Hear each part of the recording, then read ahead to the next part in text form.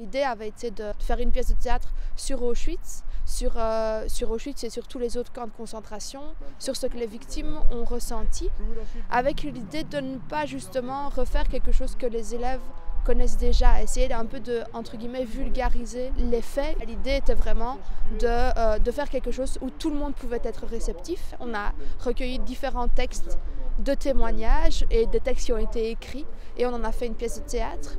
Nos 17 élèves ont été tout de suite preneurs de ce genre d'expérience.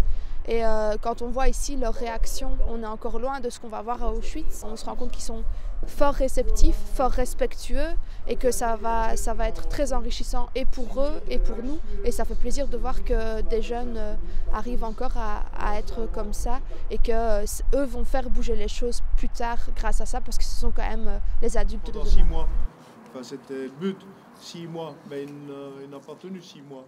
Il a été assassiné. Ce sont des détenus qui parlent dans un wagon. Ici, on va parler des détenus qui sont dans un camp. Donc chacun a un rôle et on doit, on doit expliquer dans cette pièce de théâtre la façon dont étaient traités les détenus.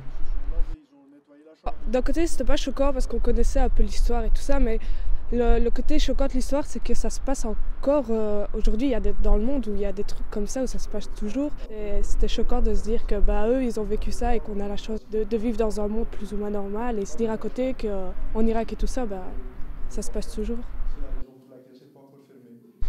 C'est important pour moi. Beaucoup de gens disent que pourquoi parle de la guerre, c'est fini, c'est déprimant. Mais je pense que c'est pertinent maintenant. On voit beaucoup de haine ici en Europe contre les Arabes. Et j'ai peur de ça. Et je pense que les gens doivent